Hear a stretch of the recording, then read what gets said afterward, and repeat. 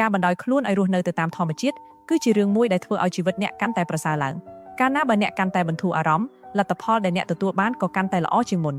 តាមរយៈទ្រឹស្ដី The Yerkes Dodson បានបង្ហាញថាកាលណាបើមនុស្សប្រាថ្នាចង់បានលទ្ធផលខ្លាំងពេកគេនឹងធ្លាក់ចូលក្នុងសម្ពាធផ្លូវចិត្តនិងការព្រួយបារម្ភខ្ពស់រហូតធ្វើឲ្យសមត្ថភាពធ្លាក់ចុះដែលធ្វើឲ្យអ្នកធ្វើអ្វីមួយមិនបានពេញលេញនិងទទួលបានលទ្ធផលមិនល្អ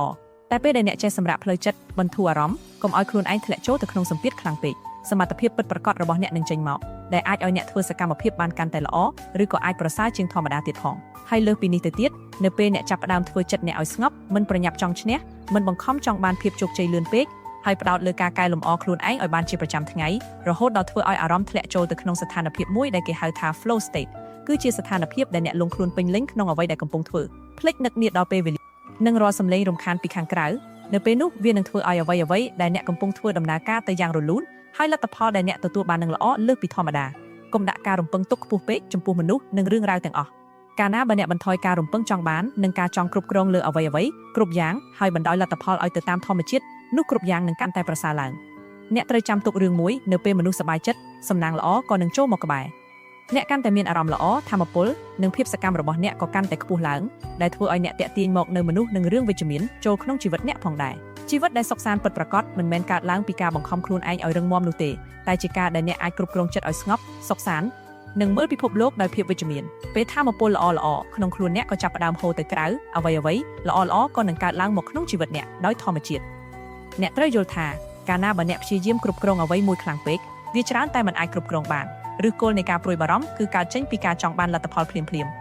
មនុស្សជាច្រើនចង់ធ្វើរឿងជាច្រើនក្នុងពេលតែមួយហើយក៏ចង់បានភាពជោគជ័យភ្លាមដែរប៉ុន្តែការលូតលាស់ពិតប្រាកដវាត្រូវការពេលវេលានិងការសន្សំបទពិសោធន៍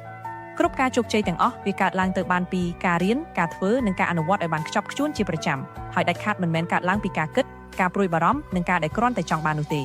អ្នកគិតកាន់តែច្រើនបណ្ដាលឲ្យអារម្មណ៍របស់អ្នកកាន់តែរាយនាយពិបាកក្នុងការប្រមូលអារម្មណ៍ធ្វើអ្វីមួយឲ្យបានល្អហើយពេលខ្លះអ្នកបានត្រឹមតែគិតរហូតដល់មិនអាចចាប់ផ្ដើមធ្វើអ្វីទាំងអស់ការចាប់ផ្ដើមដែលមិនល្អឥតខ្ចោះក៏នៅតែប្រសើរជាងការមិនចាប់ផ្ដើមសោះដែរ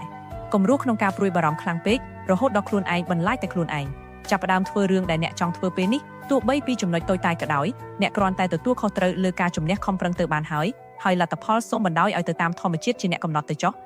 ត្រូវចាំថារាល់បញ្ហាដែលអ្នកជួបសុទ្ធសឹងតែជាឱកាសដែលអាចបង្រៀនឲ្យអ្នករីកចម្រើននិងក្លាយជាមនុស្សល្អប្រសើរជាងមុនកុំខ្លាចបញ្ហាកុំយកចិត្តទុកដាក់លើការយល់ឃើញរបស់អ្នកដទៃនិងរឿងរ៉ាវជុំវិញខ្លួនច្រើនពេកបន្ធូរអារម្មណ៍ឲ្យបានធូរស្រាលនៅពេលដែលអ្នកឈប់តានតឹងហើយទាញការផ្ដោតអារម្មណ៍ត្រឡប់មកលើខ្លួនឯងនិងការធ្វើសកម្មភាពវិញរឿងល្អនិងសំណាងល្អនឹងចាប់ផ្ដើមដើរចូលមករកអ្នកដោយខ្លួនឯង